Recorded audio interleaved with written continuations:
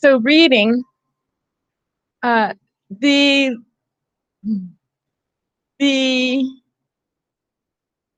reading theory for reading comprehension, the goal being reading comprehension. The theory that has stood the test since 1986 and has been studied, and people have attempted other theories, and this is the one that has stood the test of time and is still currently in place, and it's called the simple view of reading. And it says that reading comprehension, which is the goal, reading comprehension, is the product of word recognition or decoding and linguistic comprehension or oral language comprehension. So it is the product. And we know that when you multiply things, if something is less than 100% and you multiply, your result is less than 100%. So if my decoding were at 50%, even if my oral language skills are at 100%, my ability to understand reading is going to be 50%, if that, because then things multiply, it just gets crazier and crazier. So if either of these factors are deficient, the product is not what it should be. We want kids to have great reading comprehension. This is the goal. And so we have to ask, how are they at their oral language skills? How are they at linguistic comprehension? And how are they at decoding or word recognition? Both factors are super important. You cannot have good reading comprehension if either of these are deficient. So that's the theory that's been used and is still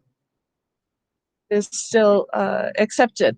So if we look at it as a quadrant, and we look at language comprehension, the oral skills being either good or poor, and word recognition or decoding being good or poor.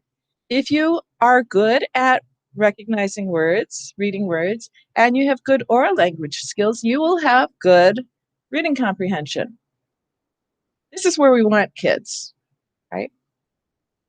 We have some kids that are able to decode, but have very poor language skills.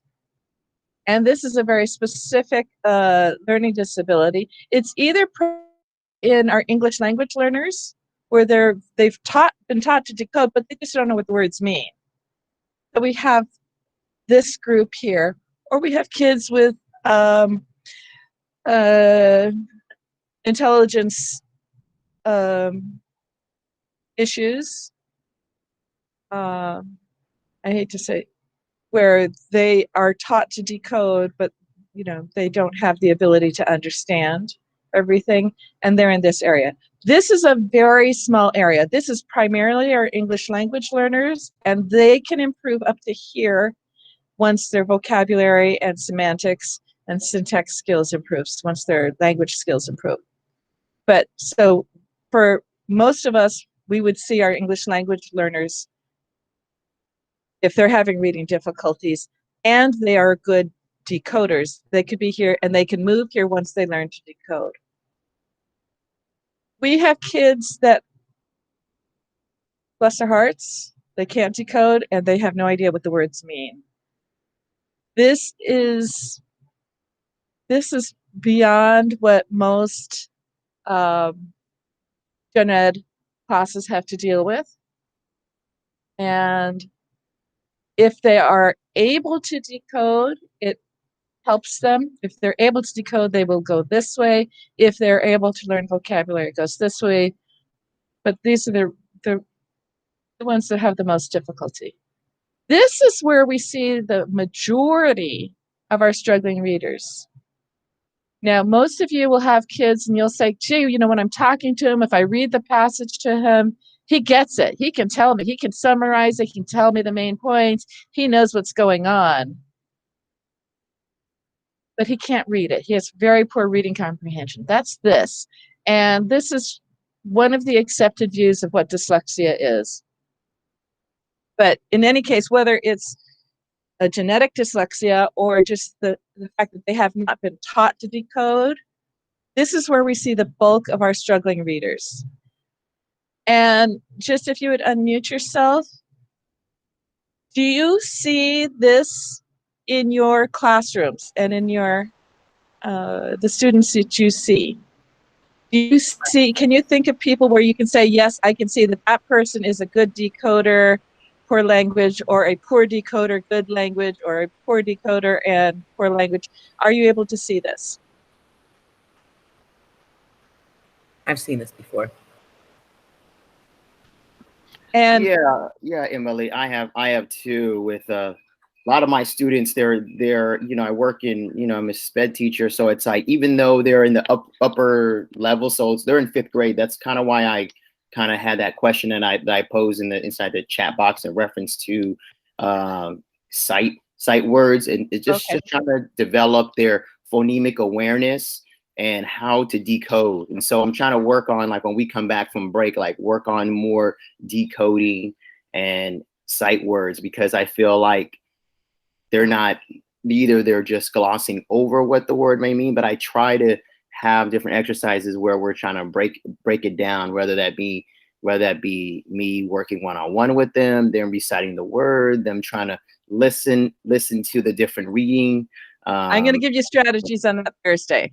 Sorry about that. Just no, great. I'm glad Sorry, you think that that's going to be helpful to you.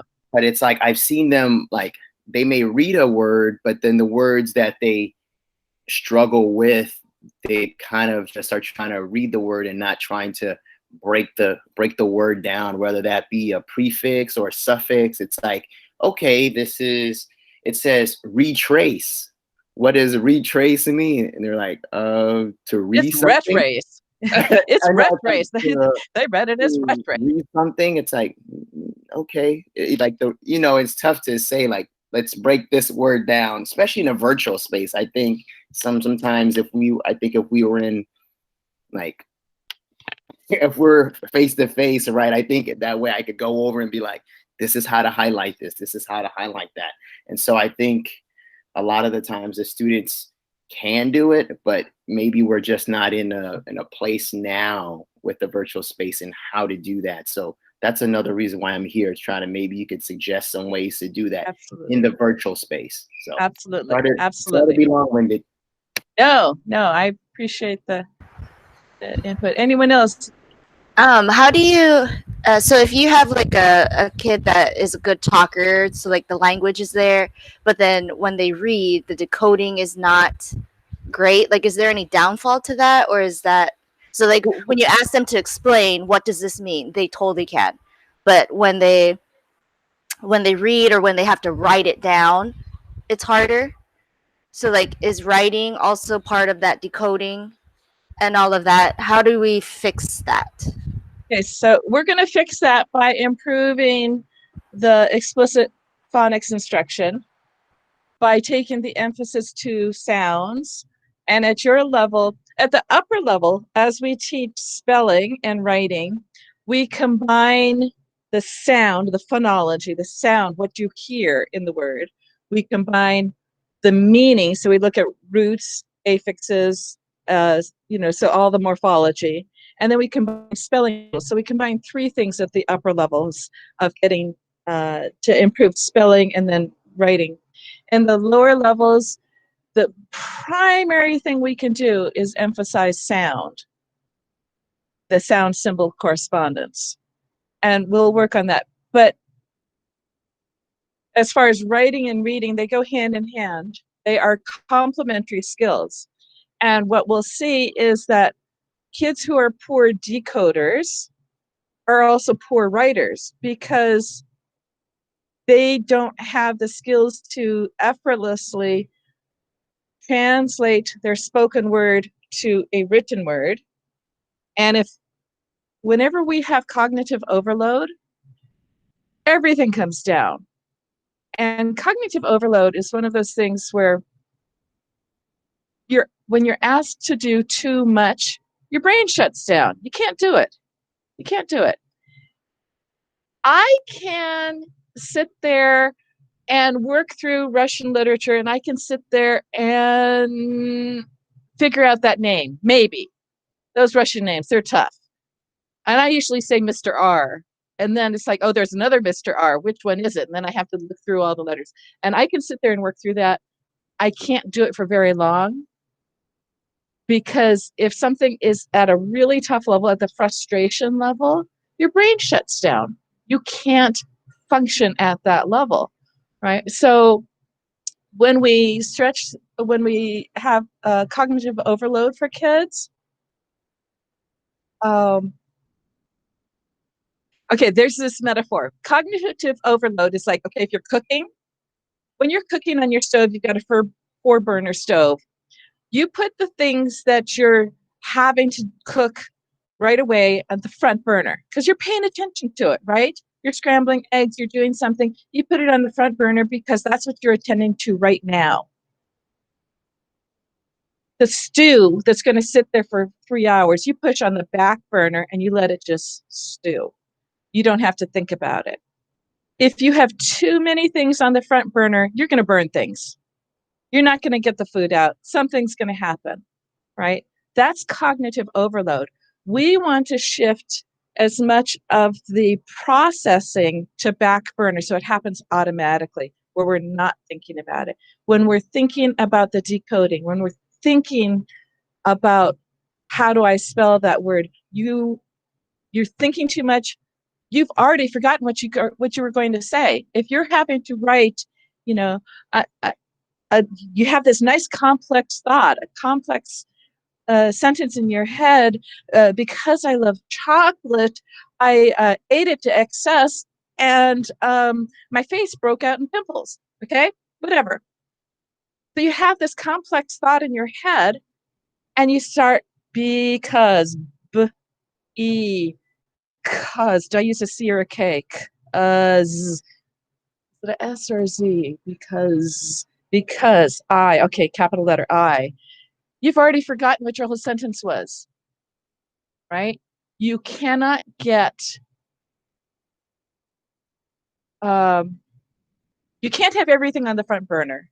You want to shift as much as you can to back burner where it becomes automatic.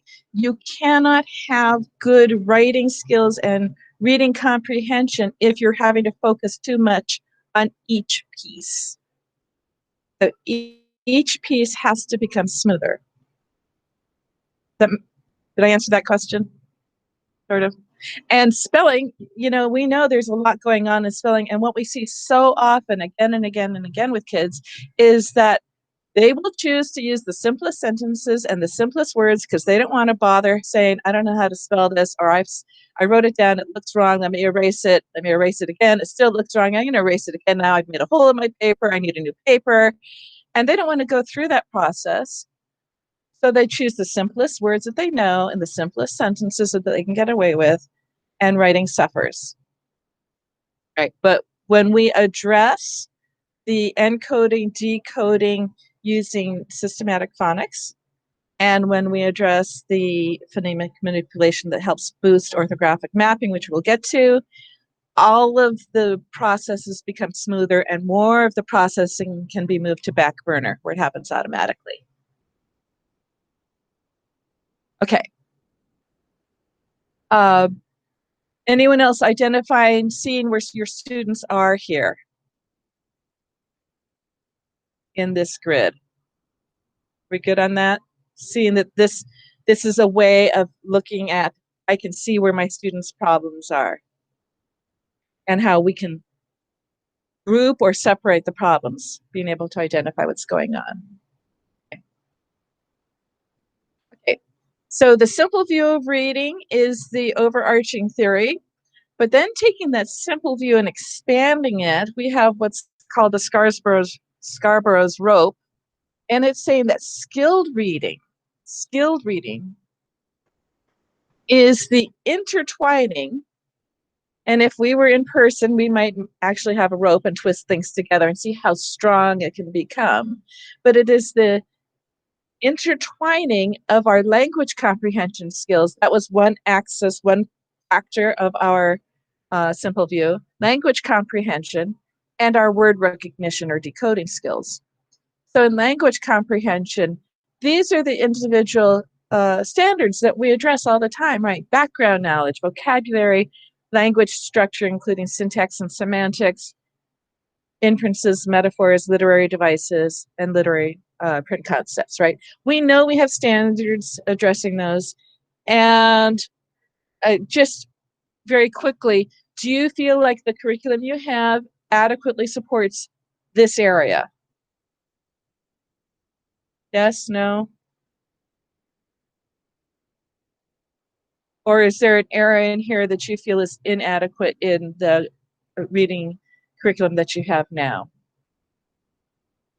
Background knowledge, vocabulary, language structures, verbal reasoning, literacy knowledge.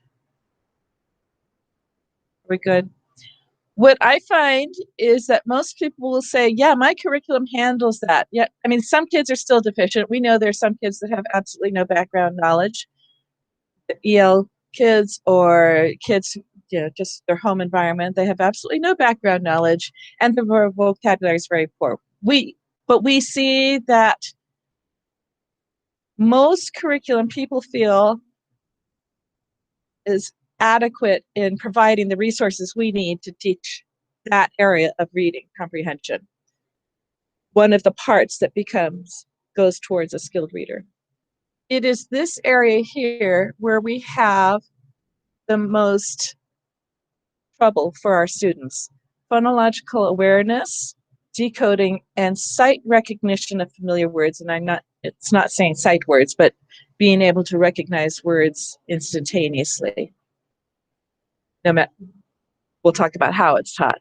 But this area here is where a lot of us feel that we've not had either sufficient training or the curriculum isn't sufficiently addressing these areas. In your experience, anyone want to input there?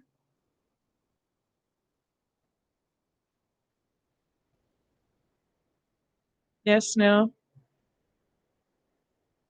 How do you feel? David, how do you feel at your school? Are you a Wonders school? Yeah, so our school uses Reading Wonders, and I would agree that the language comprehension component of it is addressed through Wonders. I think in Wonders, they do address a lot of the word recognition, but a lot of our teachers might tend to gloss over it or not really get into depth and dedicate enough time to it. It's there in pieces, but it's not, yeah. Okay. Anyone else? Carrie or whoever else is in, what do you feel? How do you feel? Yeah, I was looking at the different components. I think we definitely have the resources for the language comprehension in Wonders. For what my kids currently need, I feel like we're lacking, and that's something that Allison and I have talked about, like the phonological awareness instruction. We're having to pull resources from elsewhere just in order to teach it more explicit, because that's what our kids are needing this year. So yeah. And first grade, was there a new kindergarten or pre-K? I don't know what you're using in pre-K and kindergarten. And are you using Sunday in first grade now, or are you using? Yes, we started using Sunday. But yeah, Okay. I would agree with Carrie. It's now that we have the Sunday, that's a helpful resource, but definitely before with the Wonders, we would have to pull outside sources as well.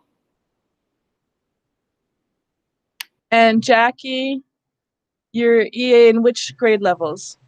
I'm in pre-K.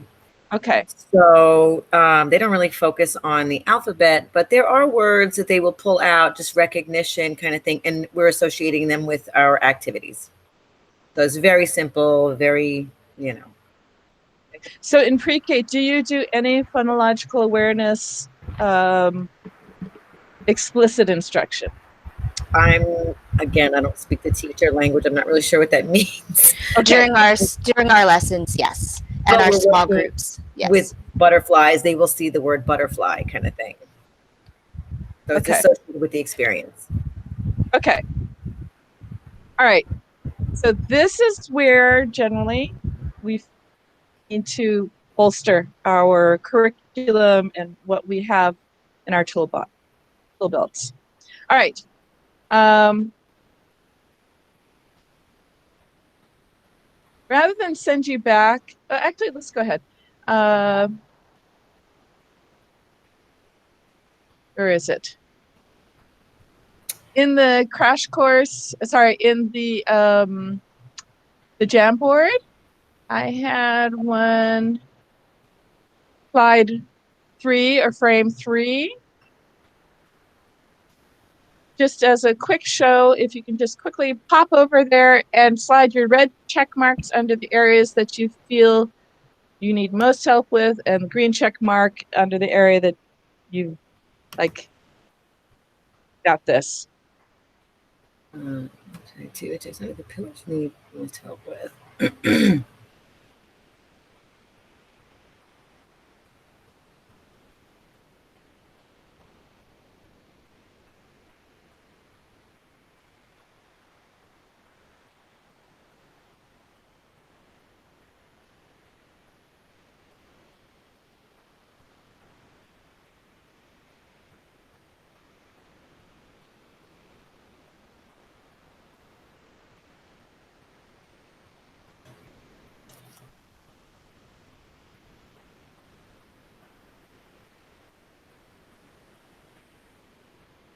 Oh, we're across the board.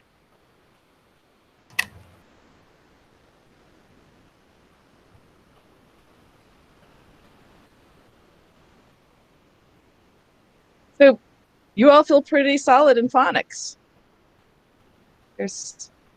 So of those who said phonics, what grade areas are you interested in?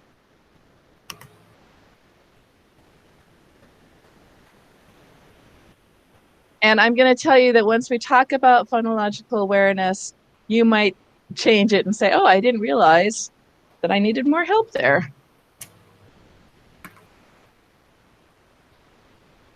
Okay, so the 5 pillars that were identified in the 2000 National Reading Panel report, we've used the term phonological awareness since that. It's been used long before that, but it became recognized as one of the 5 pillars then. And we use these 5 but our knowledge of how they interrelate has become stronger over time. So what we're recognizing is that, according to Dehane and his research, as well as research that's been replicated elsewhere, that the 2 absolute foundational skills are phonics and phonological awareness, or phonemic awareness. And the other things tend to be dependent on it and reflective of it. So we used to say phonological awareness was the awareness of sounds in the spoken language, and then we would talk about phonemic awareness as being this awareness of the individual sounds within the spoken word. So the difference between phonological and phonemic: phonological includes whole words. If I say a sentence, how many words are there? Which are the distinct words?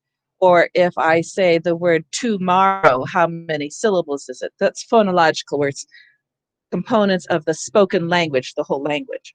Phonemic awareness then takes it down more precisely and says it's the awareness of the individual phoneme. And the term phoneme means the smallest unit of sound. So a phoneme is the individual sounds within the word. So if I say the word street, what sounds do you hear? You know, what are the individual sounds in street? Or so not syllables anymore, not whole words, but down to the individual sounds. Now, we used to say, and it used to be the accepted pedagogy, that teaching kids to blend and segment was good enough. And they got that by end of 1st grade. So if someone's got that by end of 1st grade, they're good. In fact, if they didn't, they used to say if they didn't get it by the end of 1st grade, you can't teach it. We now know that that's not true. We know that some of the skills develop well into higher grades, and it doesn't matter how old a student is. If you can teach it, you will improve reading. So some of the pillars are indicative of issues, and some of the pillars are actually predictive. So phonological awareness, one of the greatest indicators of success as in reading, is to have strong phonological and phonemic awareness. So if a kindergartner comes in and is aware of the sounds in a word, and is aware of the syllables in a word, or is able to hear the distinction, that's a really good indication that they're going to be okay. But when you have the kindergartner who comes in and says, I want to go outside to play, and has no idea where the words are in that phrase, it was just this whole thought that came out, blah, blah, blah, blah, blah, and are not aware of the individual words, and in fact aren't aware of the sounds within the words, that is very predictive of reading struggle, but it can be remediated. So more research has been done that says, and this is so exciting, that 95% of people, no matter the age, improve in phonological and phonemic awareness. They can be trained no matter their age. Of those 95%, almost 100% of them have improved reading. So, there's a lot of things like, those memory tests, and you do those learning games. What are those sites that you do those brain games on? I don't remember. But they're saying, play our brain game and you get improved memory, or play our brain games and you can do things faster. And it's true that if you play their games, you can do those things faster, or you might improve memory in those areas. But there has never been strong conclusive evidence that doing that then transfers to other areas where you have improved memory and improved processing globally. This is the exciting part, is that improved phonological and phonemic awareness has almost 100% transfer to improved reading. And that is just beyond exciting. That's saying that you can teach kids, and some of them have a difficult time, but you can teach kids to have improved phonological awareness. And for anyone who's had issue with phonological awareness, that improvement will transfer to improved reading. And even the Sonde, as good as it is in the phonics, is weak in phonological awareness. And this is because the research is very recent. We knew that phonological awareness was important from back in 2000. We didn't know the new information of working towards automaticity and phonemic manipulation boosts reading skills. And it's that automaticity at the higher level that transfers to improved reading. This is new knowledge, so all of the old OG programs don't have it. OG taught blending and segmenting, and it taught the phonics well. But unless the programs have been updated, many of them are likely weak in phonological awareness. And so we're looking at, has the program been updated in the last 5 years? Because the research has been about 15 years. The major publications have been getting out into the hands of teachers and publishers in the last 5 years. So we're looking at very current research saying, if you can improve this, we will see results. And I can tell you from experience that I've taught OG for a bazillion years. And we used to say that some kids, they'll learn to decode, they just do it slowly. And they must do it again and again and again. And some kids can take 20, 30, 40 times of decoding a word, decoding it, before it goes into their long-term memory for instant recall. The newest research says that with with automaticity in phonemic manipulation. So the higher level skills, higher than blending and segmenting. We take that 20, 30, 40 times of having to decode before it goes into long-term memory. We take it down into the more normal range. A neurotypical strong reader can read a word between 1 to 4 times before it goes into long-term memory. Our dyslexic kids or struggling kids are getting closer to that. It might be 4 to 8 times. It may be 1 to 4, but it's getting within the much more normal range of like maybe 8 times and not 40 times of having to decode the word. So this is really, really exciting information. And so I didn't teach that for many years because I didn't know it. And since I've been putting that into my practice, I have seen a tremendous difference.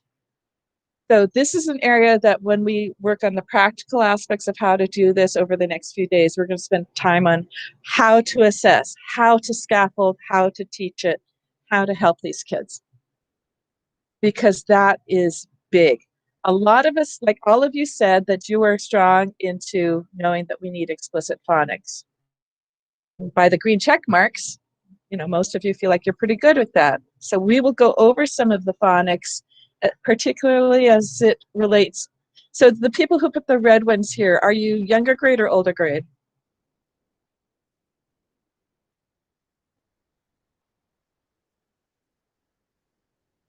Anyone? I'm from older grade. Okay. Are you talking about for phonics or phonemic Yes, awareness? phonics. I did. Okay. So older grade and third grade. So a lot of the K2 has decent phonics, and if you know that it's important, you're going to support it. Third grade and up, we have so much more to cover because it includes the phonics becomes more advanced. So you're looking at decoding multisyllabic words and how the rules apply and how to help kids take the rules that they learned back in second grade and apply it to longer and bigger words. So we will talk about that, absolutely. Now, fluency,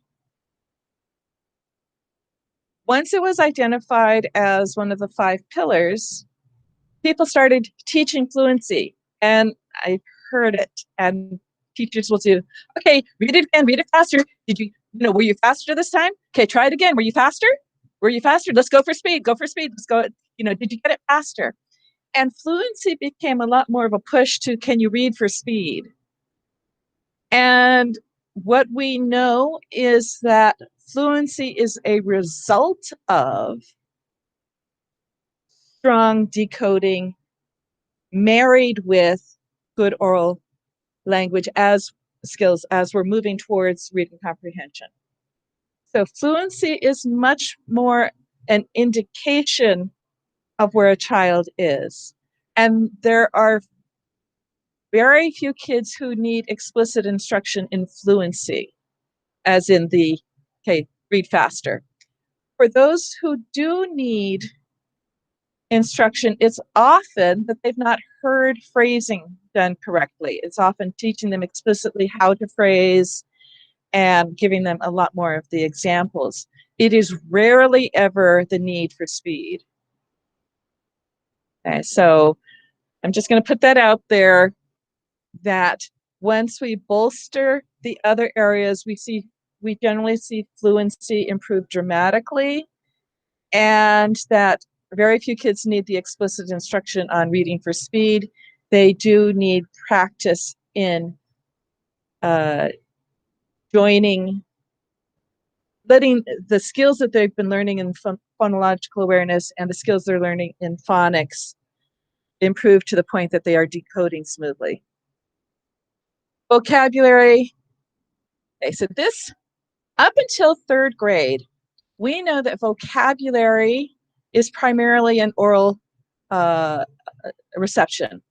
So you learn your vocabulary based on what you hear, primarily up through about third grade. So if you've heard a lot of good vocabulary, your vocabulary is good. If you've heard books read to you, if you've heard language, if you've heard complex sentence structure, if you've heard all these things, your vocabulary is good. From third grade on, 90% of the vocabulary you learn is from books, whether it's taught explicitly or it's read in books. It is no longer oral language, but in books. So the biggest thing we can do to improve vocabulary is to get kids to read. The biggest thing we can do to improve reading is to improve phonological awareness and phonics. You see a pattern here? So yes, we know we need explicit phonics, vocabulary instruction. We do. But one of the best things we can do is improve foundational reading. And we, for those who are weak in vocabulary, we want to do all that we can to improve the vocabulary instruction. And we'll talk about that at the grade levels, whether it's morphology in the upper grade levels or, making the connections in the lower grade levels. But third grade and on, it's usually from written language. It helps by improving the reading, and explicit instruction seems to be most beneficial in the area of morphology. So we'll talk about that. Hello, Emily. I hate to interrupt. Wanted to have a seat. I just have a quick question, and some people are smiling because my questions are never quick.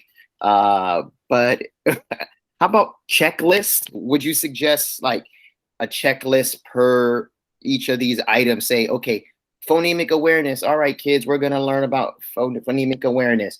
And for some of those kids that a little bit more visual, a little more tactile, maybe have like either like some type of task card or something to say, okay, first, this is what I want you to do. Second, let's do this. Third, let's do this. Fourth, let's do this. So on and so forth. Would you suggest something like that? Is that something that you're going to go over, or yes, something like that? Thank yes, you. and yes, yes, and yes. Obviously, as teachers, we assess because we never know the direction to go into unless we know where we are right now, right? So we will go over a couple of methods to assess that. And I have suggestions for 2 formal methods for assessing that. And then based on that, a checklist of where to go. Find out where they're deficient, find out where they are, and proceed from there. So yes, yes, and yes. And in phonics, the same thing. We have to know where they are. What do they know? What do they not know? And teach what they don't know. Right. So, and vocabulary, I am going to give you one of the resources will be for upper grades. It is a list of the most common prefixes and suffixes, the most common root words that will seem to be the best boost in vocabulary, and the means to combine them and work with them, just to provide a mental framework for finding meaning in words. And reading comprehension is the result of the rest of these, with the additional teaching, which most of you have said you're pretty solid on in the literary structure of using inferences and summarization and all of those things, combining that with the other 4 pillars. Okay. So, but Ida, were you here when we did the example of that little 3rd grade passage in the Jamboard? Had you signed on then? No, I just signed on briefly. I'm sorry about that. No problem. So in that jam page, I think it was 7, shows a 3rd grade reading passage and adjusted to the way some of our struggling readers would read it. And what we see as a comprehension issue, like this kid didn't get it at all, is really a matter of the fact that he is not decoding well. Because if you are not decoding well, you are not going to get decent reading comprehensions. Okay, so foundational on up.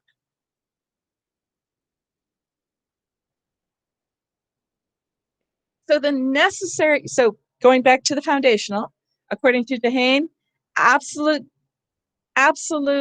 basic thing that we must start with is that letters represent sounds.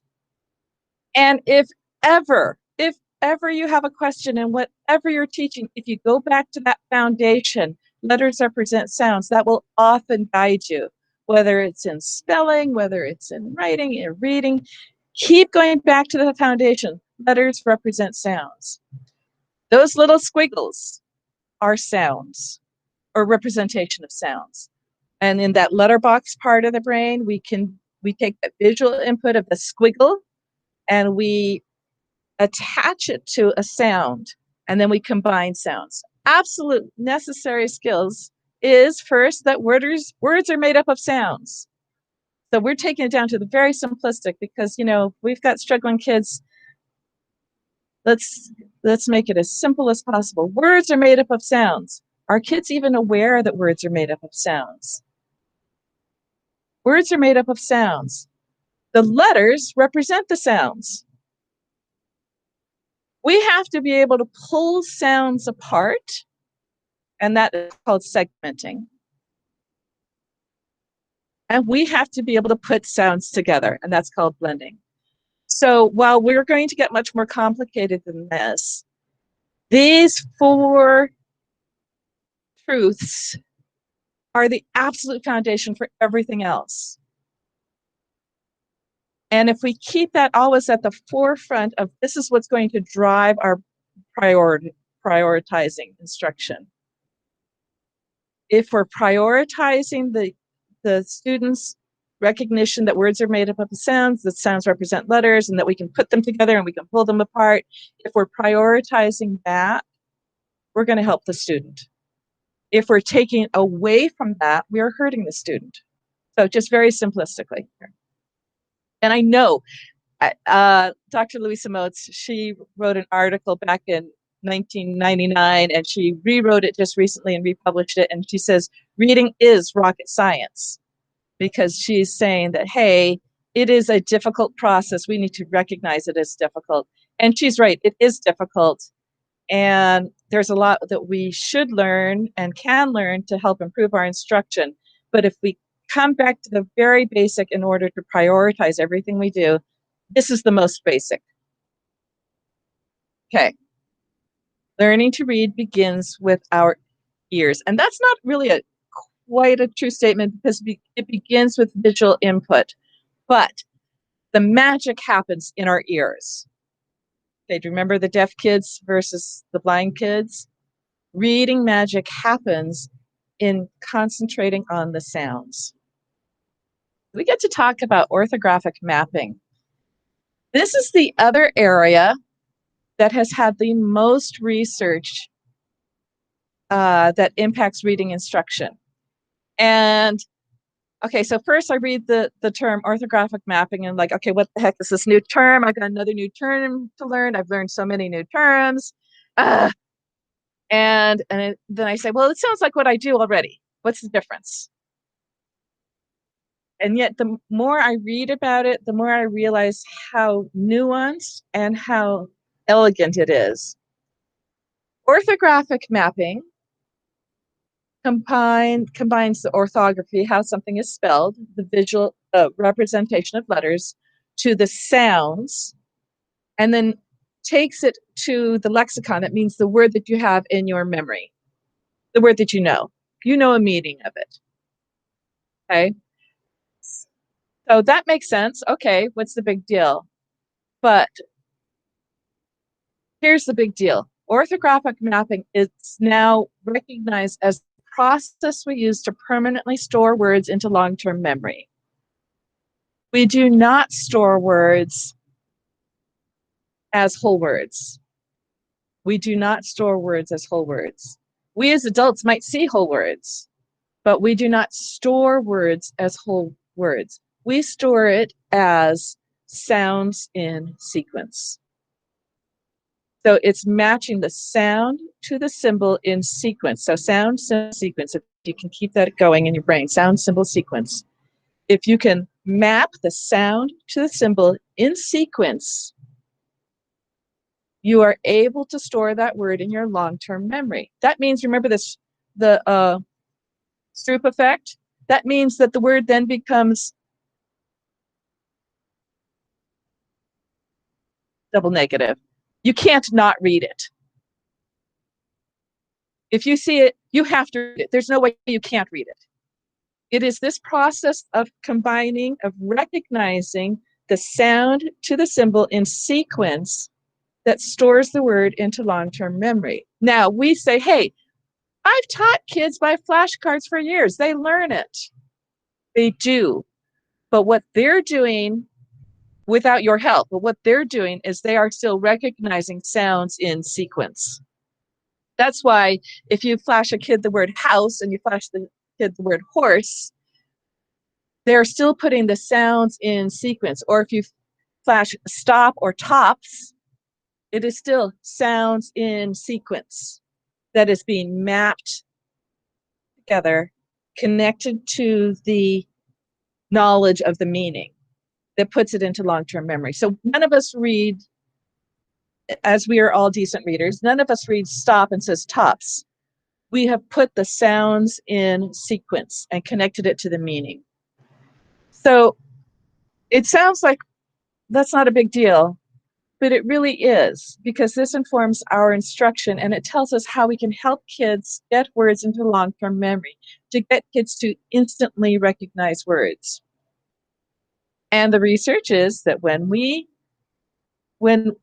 the child, the student, no matter the age, is able to process sounds in sequence and connect it to meaning between 1 to 4 times, they put that word into their long-term memory. And isn't that better than, you know, how many times you flash cards at kids, get them to learn a card, right? Because we all know there have been kids that we've done it 800 million times, flashing the card, and they're still like, oh, whatever, and they say something else. So, bound to symbol and sequence. Now, it is a process that happens in our brain. We can lead the horse to water, but we can't make them drink. We provide the activities that help it, but it's still something the child needs to do. The child or the student needs to connect the sound to the symbol in sequence in their brain for it to go into long-term memory. Okay. So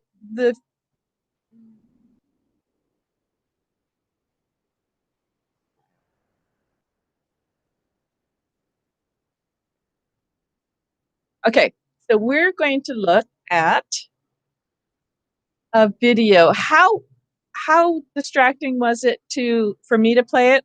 Would you rather I just send you the link? Are you okay if I play it? Yeah, okay.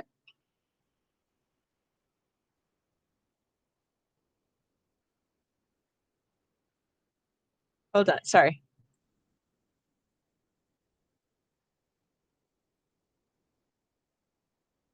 Are you hearing that? Is that okay? You're not hearing it.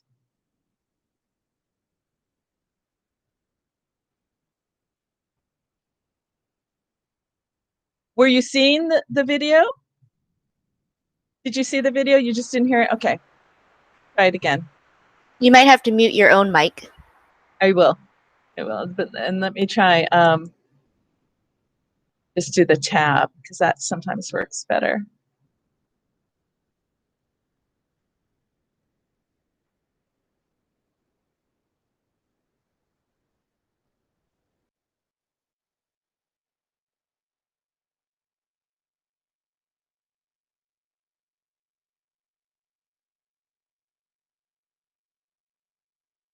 Fluent readers and writers? Well, it starts with the sight word vocabulary. This doesn't mean, though, that they should be given a set of sight words to memorize. That's inefficient, and it doesn't help them spell those words later. Instead, they build up a store of words they can recognize effortlessly without sounding them out and without looking elsewhere for cues. Once they have a word in their sight word vocabulary,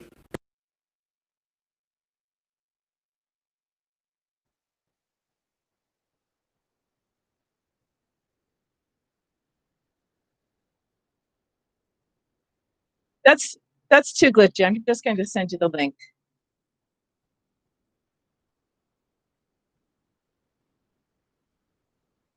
that all right with everybody? Is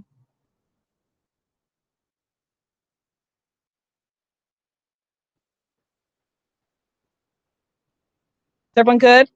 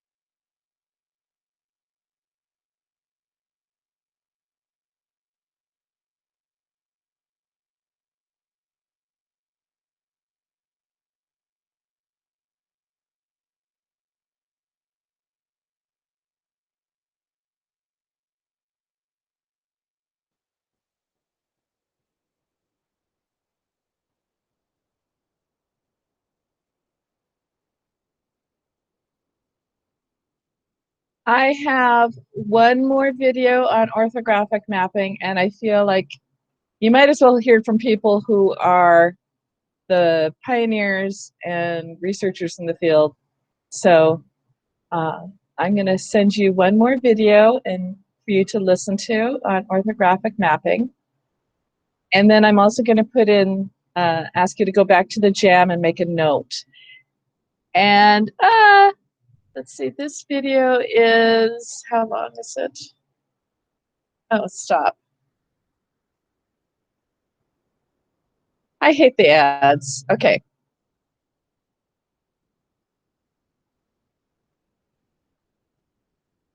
Okay, actually, I'm going to send you the link and ask you to watch that on your own time. Is that all right?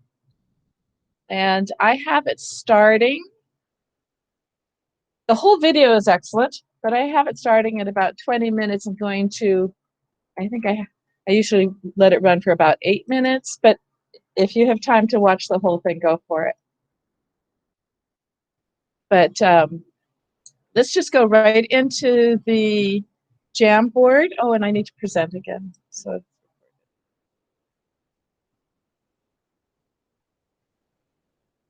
and if you can make notes on frame 5 and 6, please.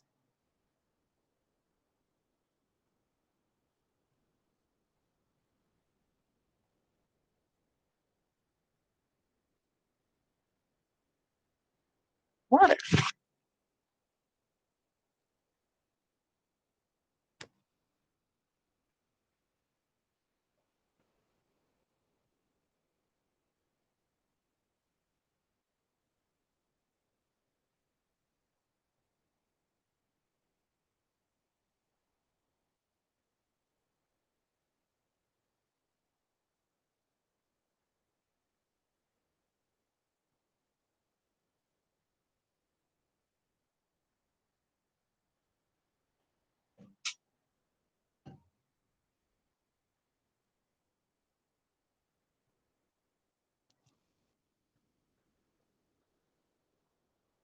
Are we okay on that?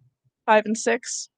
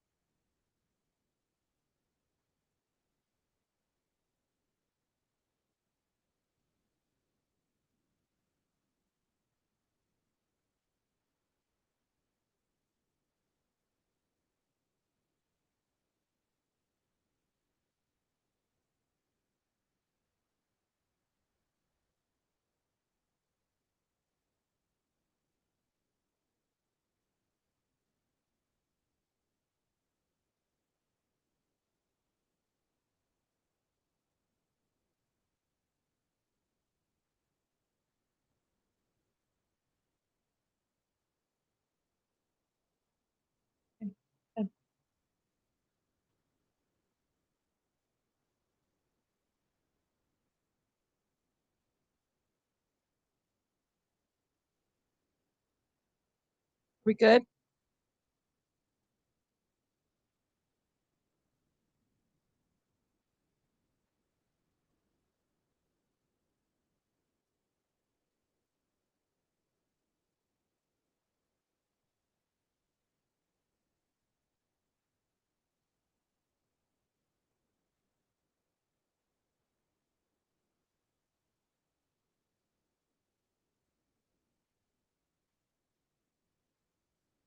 Oh, no.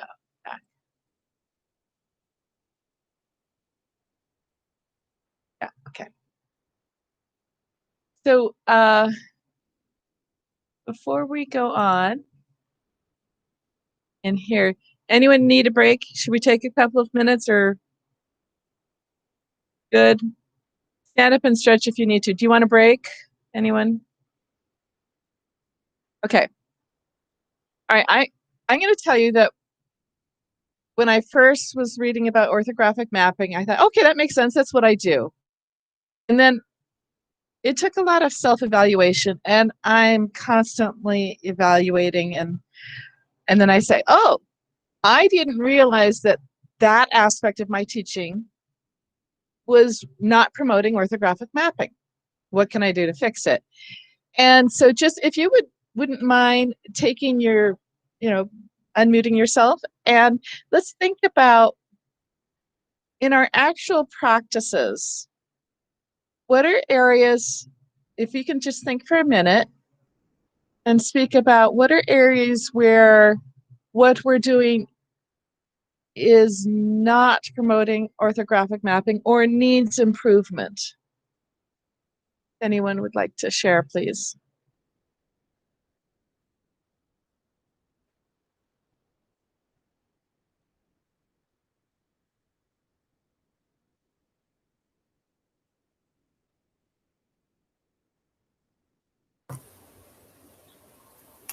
How about introducing sight words to kindergartners that don't even know all of their letters? They haven't recognized all their letters yet. And we're trying to teach them 3 or 4 letter words. Mm-hmm. Okay. Yeah, I had that issue, and I'll talk about that. Anyone else? Because I was taught in OG, there was a very, we had a step that you traced it, you said it out loud, you felt it, you retraced it, you tapped it on your arm, all these things that we did, multisensory techniques. And it was, I can remember, as an example, we did Fahrenheit, and I can remember doing Fahrenheit, Fahrenheit, and these other things that we would do, whatever the sight word was. That was an example we used as teachers, because that was one that we as teachers often misspell. But whatever it was, and doing the multisensory, tracing it out, and using tactile surfaces, and there's nothing wrong with tactile surfaces, absolutely nothing wrong. But in sight words, we often went to THE, the WAS was, HAS, HAS has, whatever. And we would just repeat the letters over and over again as we traced them or wrote them and did whatever. And I did that for years. And it was like, okay, that does not promote orthographic mapping. How do we change it? So there has been work in that area and recommendations on how we can promote orthographic mapping even when we teach words that are irregular. And we will spend a lot of time with that as we go on. But for now, I'm going to say that the most current research, and there's slight variations in it, is suggesting that anyone want to throw out a word that you teach by sight? And I will demonstrate. Does. Does, okay. So we do a couple of things. We're going to connect sounds to sequence to meaning. Now, if ever we have already taught the sounds, we're going to kind of connect the sounds. If we've also already taught meaning, we will connect to meaning. So The word is does. Everybody say the word. Okay.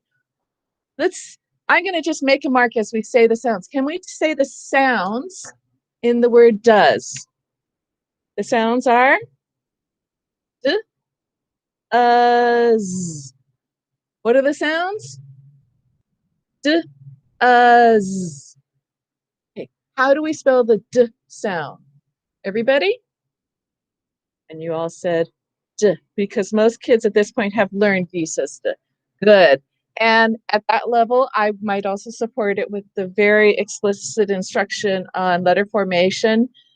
D, my mouth is open. D, I start with the open part of the letter, up to the midline, down to the baseline, up tall, drop it down. D. Okay. The sound is You know what? Let's hold on to that for a second. The last sound is does. What's the sound?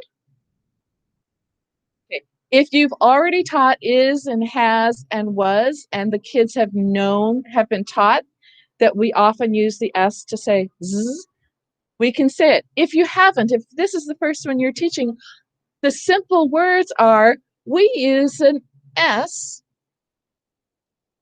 to spell z. Just tell them. We use the S to spell z. The sound is This is the tricky part. Are you guys ready for this? This is a trick. What's the sound? And the sound is oh my goodness, watch this one. This one's going to blow your mind.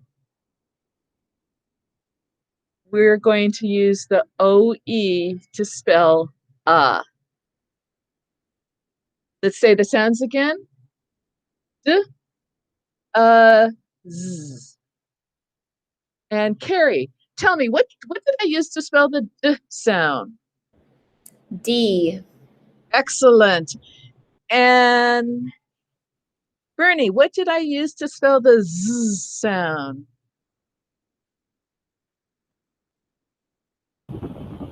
S. Excellent. And who's still here? Jackie, what did I use to spell the sound? OE symbol. Excellent. Now, okay, so as a word nerd, I might actually say I'm using the D. I might actually say I'm using ES to spell Z, but because I'm a word nerd and ES often is used to spell Z, and because morphologically the word was do, I do, he does, I just added the ES, like if we add S or ES onto third person singular words, so I added the ES onto do. Pronunciation changes over time, so they probably said do's originally, but now we say does. Doesn't matter. All of that extraneous information is for us word nerds who like to say, oh yeah, that's kind of cool. But for the kids, so long as we say d, and now some programs tell you put a heart around the part that's really weird. Some programs have you highlight it. Some programs you might just put an extra underline under it. But if they already know this part and they already know this part, and this is the part that's weird, you want to pay more attention to the weird part, not less. That makes sense? Whereas what we've done in the past is to gloss over the weirdness of it. We want to give them, say, this is weird. This is unusual. We usually use the U to spell In this word, we spell it with the OE. But we give them a place to hang the rest of the word. This is what they would expect. This is what they would expect. This part. So the only part they're having to remember in the word does is that we're using an OE to say They're not having to remember DOES, and some people remember whole sentences. I forget what the sentences I've heard people use to spell does. Every time you spell does, you're supposed to think deers or elephants sleep or something like that. It's like, okay, wait, that's going to be easier to remember than to say that in this word, OE says That makes sense? Someone else, throw out another word.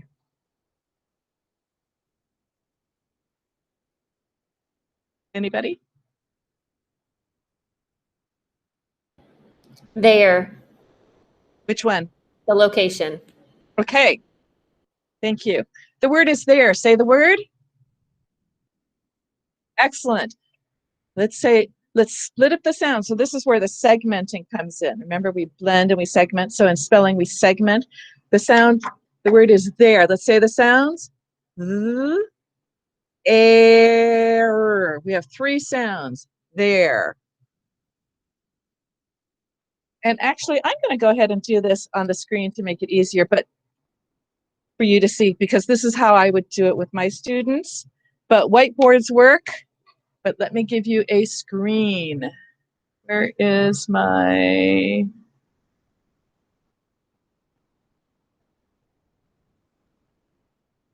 I'm just going to write it here.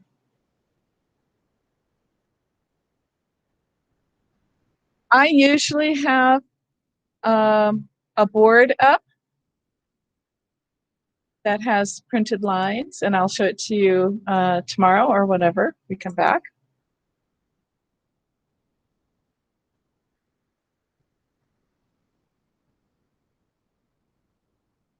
Okay, so I might put out, and oh my goodness, I did the wrong one. I am so sorry. I have to take it to my touch screen.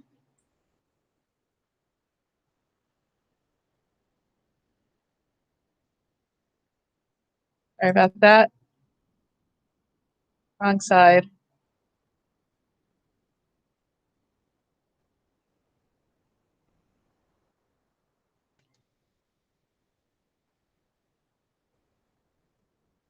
So the sounds are there.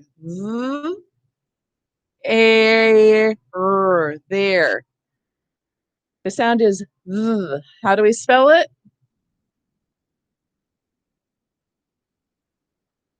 Z, spelled TH. The sound is A.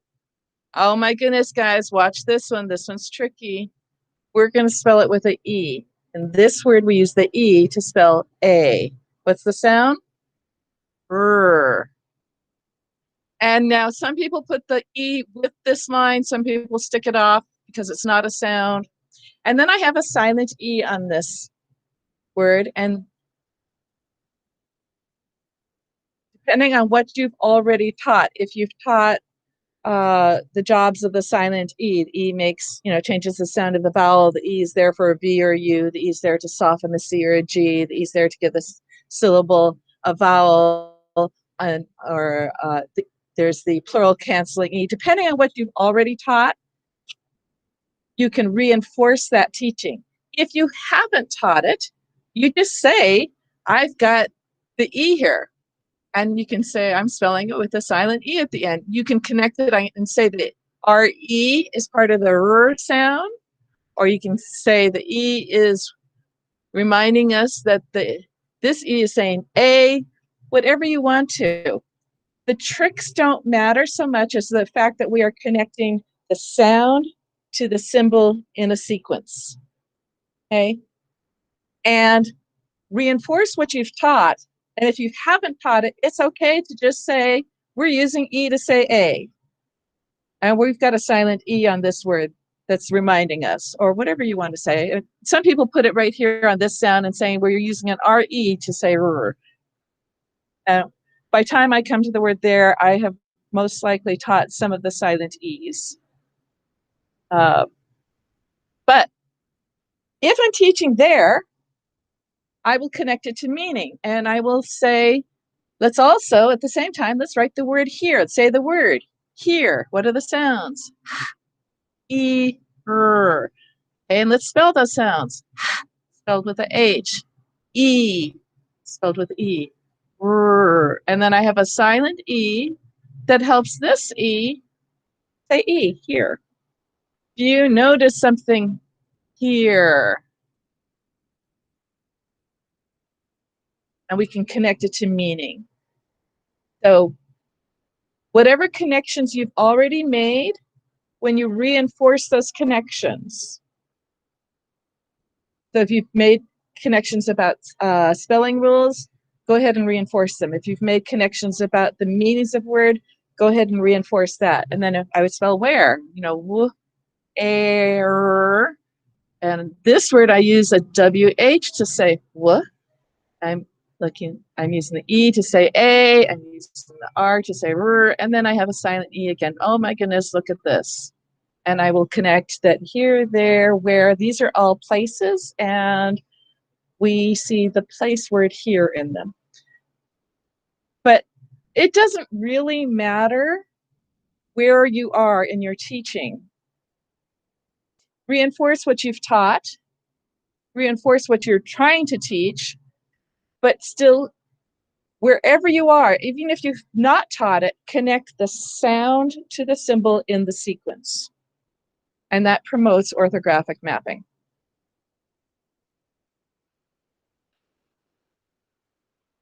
That makes sense? Okay, I will show you my, my paper that I normally use. Where is it, Charlie?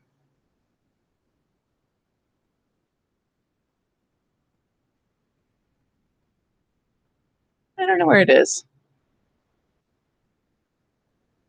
Blank paper, nope. I didn't plan to have that one up today, but I will show it to you.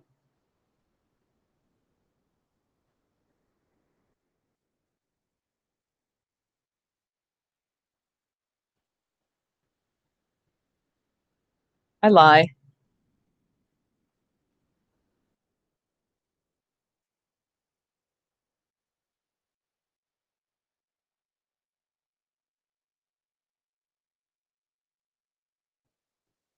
I'm in the wrong account for it. Hello, I'm sorry. Okay, I'm not showing that to you right now. I'll have it up for tomorrow.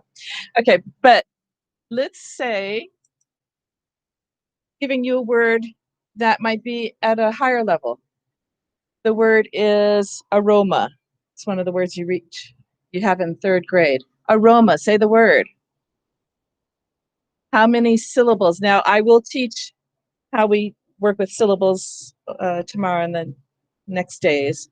But let's say we've learned how to identify syllables. Aroma, 3 syllables. The first syllable, the sound is right? Ro-ma. First syllable has 1 sound, and we spell it. A, we use the A to spell the sound. And if I've taught it in the phonics that the A, that's one of the sounds of the A, I'll say, okay, it's one. If I haven't taught it, we'll just say, we use A to spell in aroma. Next syllable, ro. What are the sounds? First sound, r. Next sound, o. And if I've taught it, I will reinforce that O says O at the end of a syllable, or open syllables, or whatever your curriculum will teach.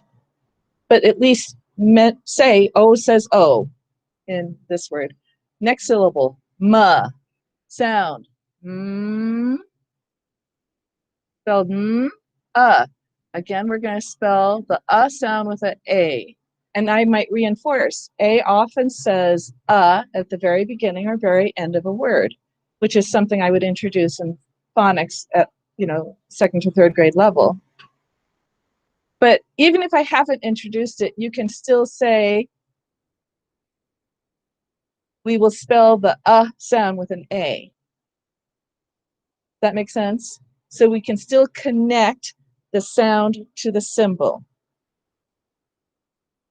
And there's this whole battle in phonics instruction about how much instruction is too much instruction. Are you bogging kids down with too many rules? And I'm kind of at the area where I say you give them the rules so that the ones that they meet again and again, so that they don't have to say, oh, another exception. English doesn't make sense. Because if you supposedly know the rules, English is about 95% reliable. But I mean, I am not going to teach a rule about when to use CE versus SE at the end of a word. Is it ANCE, ANSE, ENCE, ENSE? I mean, you read the rules about that and it's like, forget it. It's not worth teaching. It's at that point, if I can't remember it, I'm going to look it up. But the rules that they come to again and again, so third grade, A often says at the very beginning or very end of a word, and they have met the words around, about, above, where the A, so I will teach it. So teach what helps you, but bottom line, sounds to symbol in the sequence. Okay, here's one I would like to ask you about. The word is suede. Suede. I have suede shoes or a suede handbag. Say this. Say the word. Okay, how many syllables are in suede?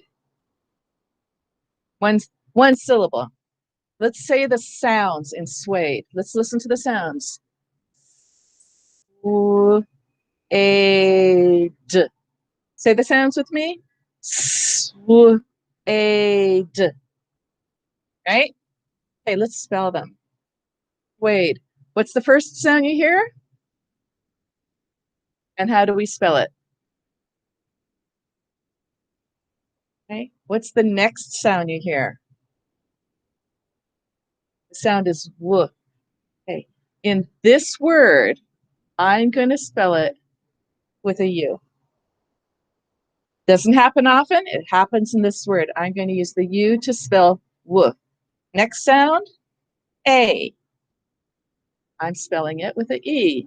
Oh, look at that. Another one of those. Suede. Last sound, D. Okay. And I have a silent E. And whatever you want to say that it's there, reminding us that we're using the E to say A, whatever, however you want to say it, or if you want to say you're spelling the D sound with the DE, I don't really care. But then let's point out, which part was unusual for you on this? What parts were unusual? Anyone want to unmute? I would say this part's unusual. We don't often see the U to spell the W sound. This part's unusual. I have seen it in other words, right? Didn't we just, what was the word we used? Where or there? We did see that, but it is unusual. Point out the unusual so that you bring special attention to it, but we've got the regular parts to hang our hat on, you know? So the framework for everything else that the student has. So rather than have to remember S-U-E-D-E, S-U-E-D-E, S-U-E-D-E, they just have to remember, oh, this crazy word uses a U to spell whoop and an E to spell A. And I might teach them at this point that often in words that come to us from another language, the E spells A. So in French words and Spanish words and Latin words, the E is often used to spell the A sound. So, okay. So however crazy the word is, connecting the sound to the symbol in sequence.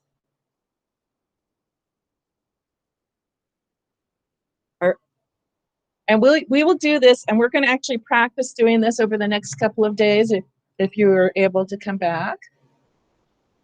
But if you could unmute yourself for now, and let's talk about this concept, please.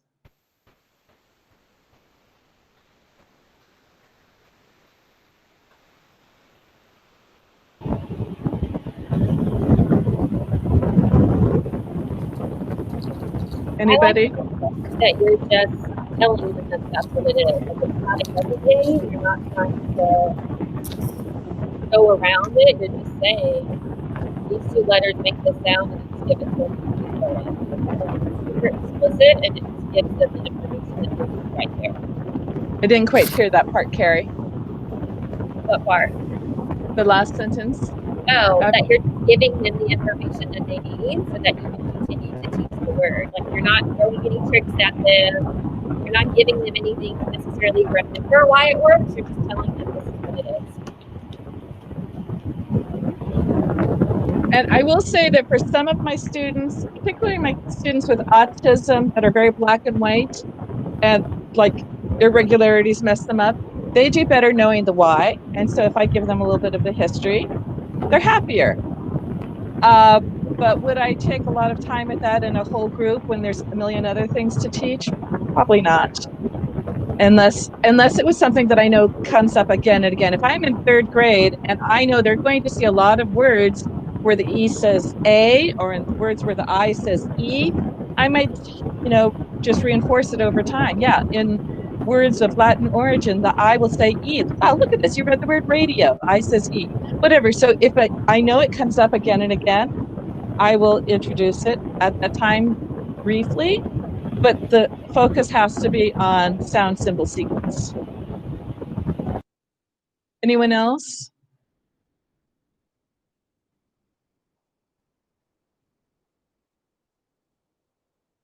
Is this new concept? Is this like totally foreign? I can't stand it. Is this, I've always done it this way?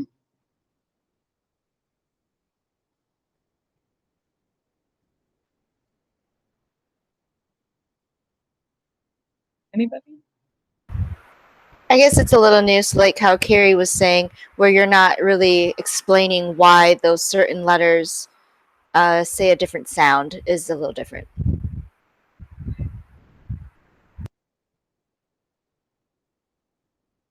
If it's a normal sound, I will say that, it's one that we will meet.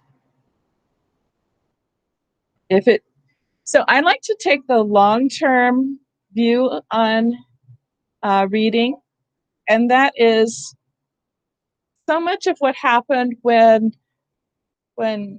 Common Core standards were put into place and everyone was like, you have to meet these standards, and you're graded and you're reviewed and you are professionally reviewed on whether or not your students met the standards. What happened so much is that you had to make sure that your kids had these sight words. And that's unfortunate because it made a much more narrow view. And so you'll see kids who have their first grade sight words and kids who have their second grade sight words.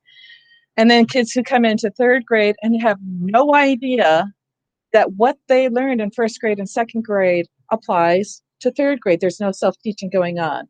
It's like the student we had last year, Carrie, that looked at G-U-L-L and told me she had no idea what it meant. No idea.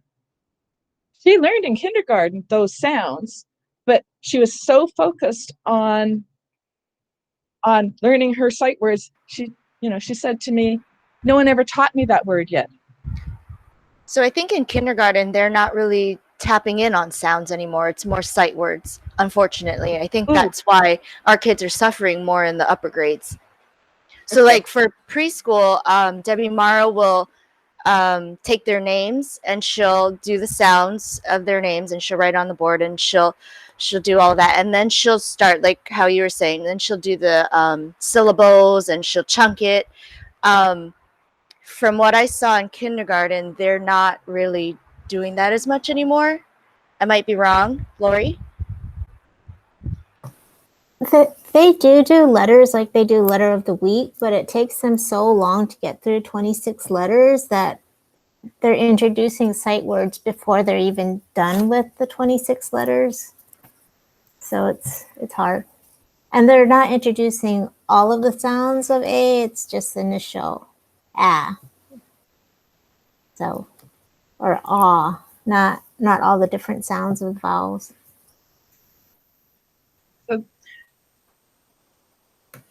So that short-term view of, we have to get the kids to read these sight words hampers the long-term goal of adequate, proficient reading. And, the student we had last year, and I said to this lovely young man, I said, well, you learned last year that E makes the A say A. And he's like, yeah, but couldn't read mistake. He had no idea that it also happened in other words other than what was introduced to him. So we need the longer term goal of not just the sight words, but the knowledge, the content matter of the sounds are represented by the letters, and that we can have the skill of putting those sounds together, and that it transfers not just to those words, not just those words, but for our whole language. So a lot of, and it's self-preservation. If you're being evaluated on whether or not your kids know those sight words, it's hard to spend the time on having the longer term goal. So this is why I'm here. My fifth grader, my own son, my fifth grader, is having a hard time reading and writing because he wasn't necessarily taught those phonic or those steps as to letter sounds and how to blend it and whatnot. So hopefully I could learn how to go back and teach him that so that he can Absolutely. do this, so that he Absolutely. can start getting better at all of that. That would be nice. And I know in first grade you're teaching Sunday, but you had been teaching letter sounds, right? Yeah. Yeah. And David, how are you doing at Monowilly? So I'm an interventionist, so I don't really get to see what happens in the classroom as much as I'd like to. And I also am the RTI coordinator. So I'm kind of like, but viewed as like the interventionist. So, they kind of get pushed. So, but when you have kids come to you, are you finding that there's been more emphasis on just learning individual words, or are they practiced in the skill of consolidating the knowledge of phonics and blending and segmenting? I can definitely see that there's some gaps in terms of being able to transfer across words. That they might only see it as that particular sight word and not be able to transfer that same sound or pattern to multiple different words. Yeah, I can definitely see that when I'm reading with them.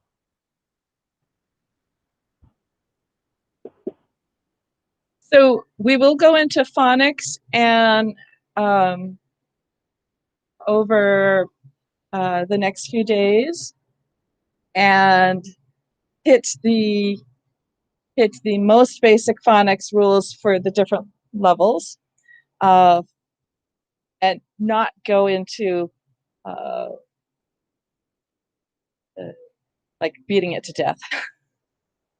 But we will do that and work on also phonemic manipulation. And before we leave today, I have two more items to cover. One is first, my soapbox is that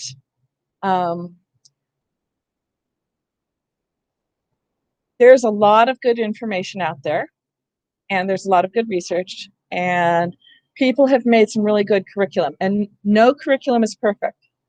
It can't be, because no curriculum has each of your kids, right? But we do know the basics of what is helpful. So if we always go back to the priority, the foundational priority of, do kids know that the sounds represent, the symbols represent sounds, and they can push sounds together, pull them apart in order to get meaning from these squiggles? That has to be the driving force. So according to Dehane, he says that was absolutely critical. There's no comprehension without it. According to Stone, who is one of the leading researchers in Australia, and she presents in the United States all the time, she was saying that and phonemic manipulation are the absolute foundational skills, also according to Kilpatrick, which we'll look at some of his work. And it is true that if we absolutely hit the foundational, that's where we have to put our time.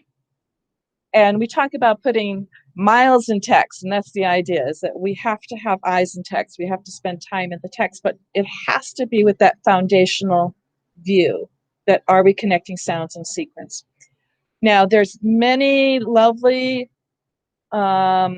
structured literacy programs that then go to, I believe, too explicit. And they'll sit there and say, you have to then teach 6-syllable types and 7-syllable types. And the kids have to be able to identify, is this a diphthong or is this a digraph? And I'm going to tell you that if you walked out on the street and asked the adults walking by, do you know the difference between a diphthong and a digraph? Is this a diphthong or is this a digraph? And these people who are literate adults will say, what are you talking about? So if terminology helps us in communicating what we need to communicate with our students.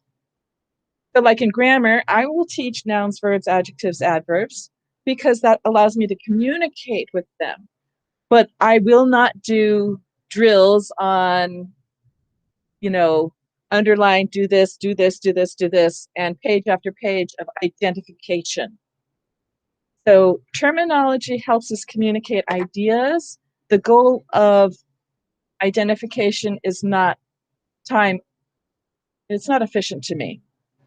So always keeping the goal in mind. The goal is to have reading comprehension. The goal is for the student to be able to decode well enough and to have that the oral language skills enough that they can get comprehension, right?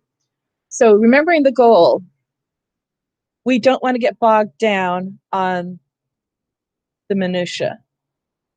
Okay. I like trivia, but that doesn't mean I have to have my kids be drilled in trivia. And I will not ever ask a kid to say, oh, you got this wrong because you identified this as a diphthong and not a digraph. This is truly a diphthong. It's like, if it doesn't help the goal, that's not where our priorities are. So there are many good curriculums that will say you have to have this many pages of marking these as whether it's a diphthong or a digraph or a this or a that or whatever. And I'm finding over time, I'm simplifying more and more of my language because, we only have a very short amount of time with our students to teach. And the quicker we can get to the goal, the better. So I take shortcuts, and I'm going to admit that I deviate from what many OG instructors will teach you, that you have to be able to identify post-syllable, open syllable, vowel, diphthong syllable, digraph syllable, blah, blah, blah syllable, and whatnot. I am going to teach that, can you split this word into syllables? Can you produce the sounds, blend the sounds together in order to get to the word that's in your oral lexicon, the word that you know, the word that you can get meaning from. And so if your background is old school OG, I apologize that I will deviate from that. But I think that this is what happens, is that people are like, they took the OG training and they took hours and hours of it, and they can't teach effectively because they can't do it the way they were taught. So more and more of it drops away. But if we keep our eyes on the goal, prioritize what meets the goal, and simplify what doesn't. Okay, so that's going to be my perspective as we go through. So for those of you who have done OG training, I apologize that what I'll say is not, I don't apologize, but it is different. It is going to be a little more simplified, streamlined.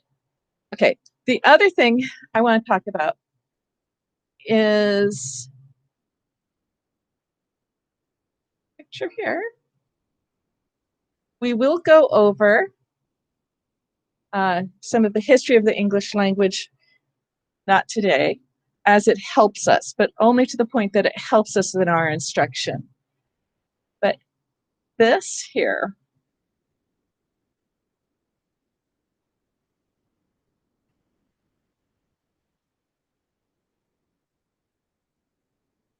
This is my understanding of phonemic manipulation. This is an area that is new in the pedagogy of reading instruction. We always knew that we had to blend and segment. Phonemic manipulation is talking about being able to substitute and delete phonemes from words. So if I say the word camp, what is it without the That's a deletion. Or if I say the word cut, and if I want to change the to an that's a substitution. And at first you think, okay, doesn't that fall into the area of extraneous beyond what we need? Do we really need that in order to read? But the research will show that phonemic manipulation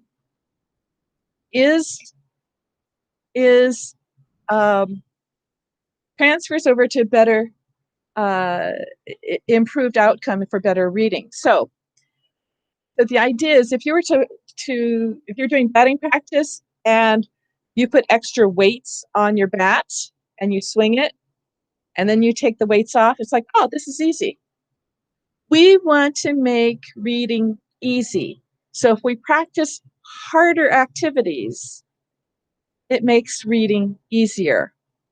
And so at first I'm like, hey, this sounds like it's like we don't need to go that far. But the research is showing that it does improve reading. So phonemic manipulation, that area, that letterbox area, is often the area that most kids who are struggling readers have problems in. There's research that shows that the processing area works slower than the part that processes visually. So it's like, okay, well, why don't we just use the visual, right? Sort of makes sense. But if that's the weak area, we have to exercise specifically the weak area if we want to get the strength. So I have a really bad left knee. Both my knees are shot. My left knee is just completely shot. No cartilage. It's bad. And so the doctor tells me, you need to strengthen up my quads to support my knees. So it's okay. I go and I do my leg lifts. And I do them. And my daughter, who is a trainer, she says to me, Mom, you need to work with just your left knee. It's like, oh, I can't do that. It hurts too much. She says, no. If you want to strengthen your left, the muscles supporting my left knee, you need to work just that in order to strengthen it. And it's like, oh, so I go on the machines and it's like, I can barely move even with no weights with just my left knee. She says, that's the point. You need to strengthen it. So I build up. So at first I start with both legs and then I try to, just getting my left leg to follow along and go through. And then I try just the lightest weight with just my left leg. It's like, oh my goodness, this is painful. And eventually I am able to do better by strengthening that. So that phonemic area, that letterbox area that connects the visual input to the sound is the weak left knee of most readers. So we need to find ways to scaffold, like using both legs together, until the point that we can get them to work with just their weak area. So as an experiment, before tomorrow or before whenever you come back, here's what I'd like you to do. Get a cup of water and 2 straws. Put 1 straw in the water and 1 straw out of the water and drink. Predict beforehand, how much do you have to suck in order to get water through the 1 straw that's in the water? Okay, think about that. You don't have to answer now. But if you can think that before you come back. Is there anyone who's not coming back another day? Carrie, are you able to come back any other day? I was going to talk to you about that at the end. Okay. Yeah. If you're coming back another day, please attempt that. And you can see what happens when we scaffold too much. So we're going to spend a lot of time talking about how to address phonemic manipulation and the levels of scaffolding it may take in order to get to the point where a child is able to use that weak area. Okay. And that's what I had for today. We have 10 minutes. I can go into my next point or save it.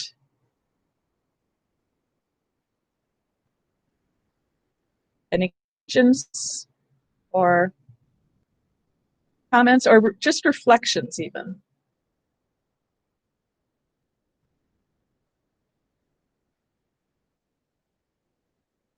Anybody? How about if No. everyone one reflection at least? That would be nice to Yeah, I was hear. going to say, thank you. This is very helpful. Just to kind of consolidate and kind of help me to remember, especially about the orthographic mapping. And in just kind of maybe the recent couple of months, I've tried to really emphasize the phonemic awareness using the 1-minute activities in Kilpatrick's work. And so trying, because we use Sunday, or I use Sunday in my intervention. So trying to sandwich the Sunday within, so I'll do like, 1 minute at the beginning, 1 minute at the end of the phonemic awareness activities. But yeah, really helping to understand orthographic mapping. I think that was my big takeaway for today. Okay. So yeah, thank you. Yeah. Anyone else, please? Just that I'll be changing the way that I do sight words. And then I did have a question. How many do you suggest to introduce in one setting? Or sight words or high frequency words? Yeah. So the terminology we're supposed to use now is high frequency words because every word wants to be a sight word. We want every word to be a sight word, a word recognized by sight, one of those 30 to 70,000 to 125,000 words that we instantly recognize.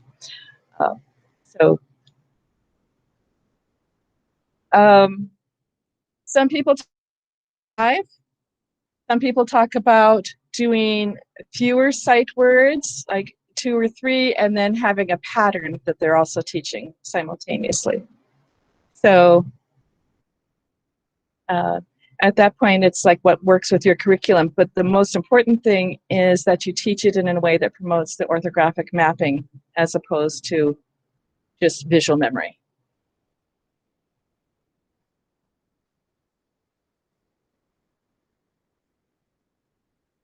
Anybody else? Bernie, you haven't talked at all. Talk to me. No?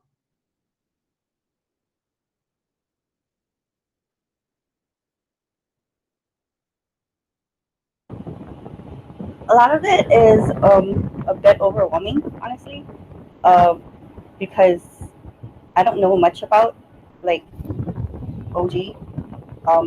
Last year when I came to Kailua, it was different from being at other schools that I've been at, learning different kinds of things. So when I played the games with the kids on OG, I noticed that I didn't know much about the sounds of the letters and the words. And one problem with that was because my first language was foreign and it wasn't English. So that was really hard for me.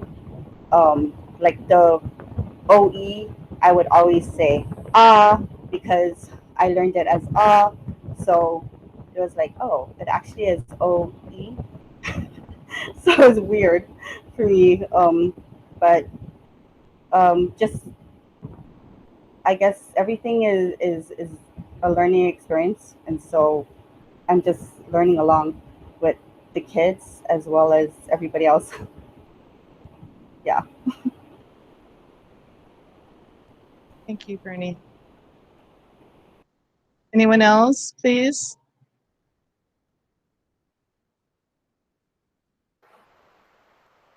I guess it helps since we are readers, and how you said that because we are readers, we don't necessarily know how to go back to the basics. So it helps to see how to go back there so that we can teach it the right way, or teach it in general. So thank you.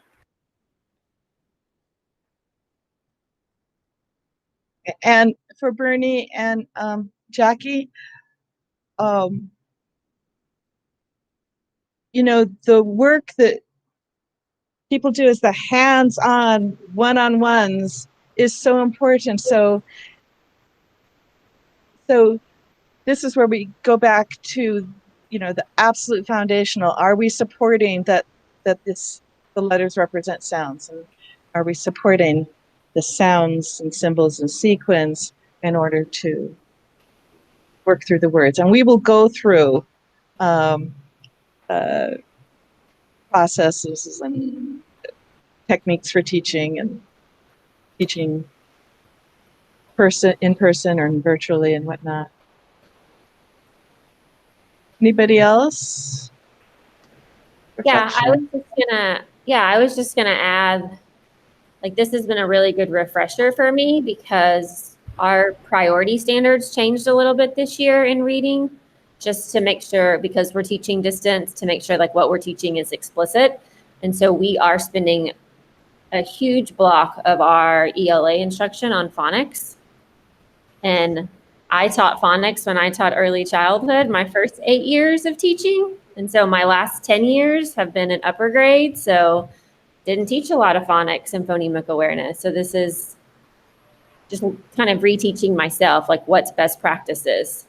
So yeah, seeing your examples today and just kind of, oh, I've heard about this, but I haven't done it in a long time because it wasn't a need for us. And with this group of kids, it is a huge need. I mean, I have 11 that scored pre-primer first grade level. Ooh. Yeah. So out of my 22, that's 50% of my class.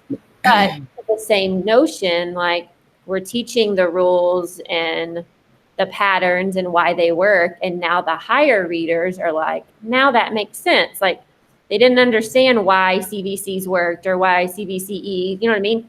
And they're now knowing why that worked for them. So it's definitely beneficial for everyone. Good. It's much more explicit to the kids that need it. And part of me thinks because they're older, the light bulb's going to come on a little bit quicker for them than it maybe would have in first or second grade. So I see a lot of benefits of it. But yeah, our shift in third grade, we're clumped together with second grade. So our focus is teaching them how to read, whereas in the past we were teaching for comprehension. So that's been a little bit of an adjustment, but they've done really well in the last, 4 to 5 weeks. So this has been really helpful today. Okay. And Kayleen and Laurie, and anything? Yeah, it's been a good refresher, like the things that I've been working on, starting with like just going small, like with the sound, like for example, like a vowel team, like why it's like that, like Carrie said, the rules, and then just going, like you said, sound and sequence, and I just see the light bulbs going on in their head, and then when they start reading fluently, it just helps them, oh yeah, that's how they say it. And then, yeah, like you said, it goes in that tiers, and just going in that order really helps, and it shows.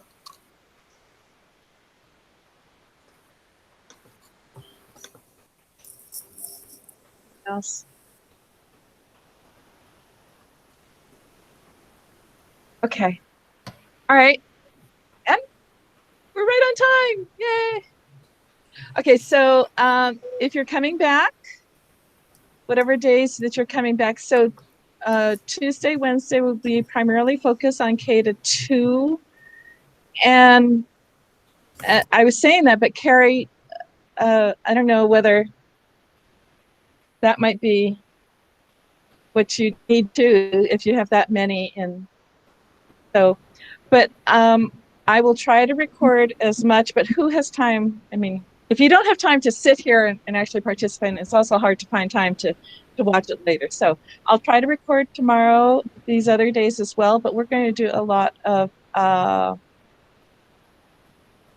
working, learning the various steps for how to scaffold and what works in scaffolding and what we can try and error correction and just the hands-on as well as the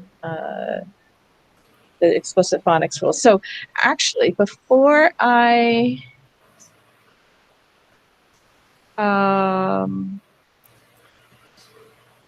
leave, let me give everybody, actually, let me just share this this presentation. And the last page has links to, I have to stop presenting. The last page has links to reference materials that you can download or copy or do whatever you want with. And it also has other videos, but it has the font, a cheat sheet of all the phonemes, graphemes, correspondences. It has blending boards. It has a bunch of stuff. It has my primary paper in there that I use online for doing the writing. It has a bunch of stuff on there. So let me just, oh, stop, wrong thing. Let me get that code up here and change the share settings. And then on the last page, you have all the references.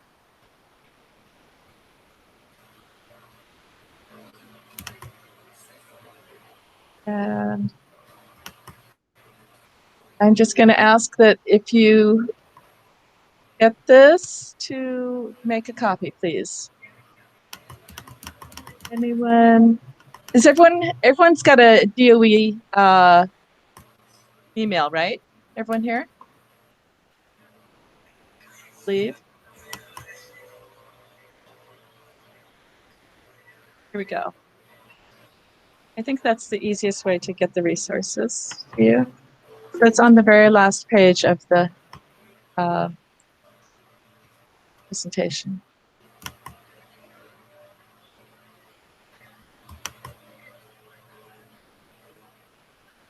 And we'll meet back for whenever you're coming back.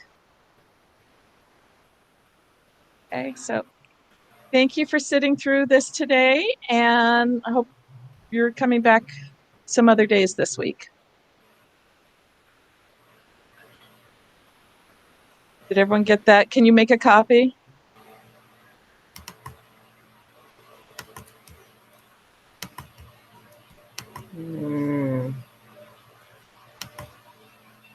Who's looking at me?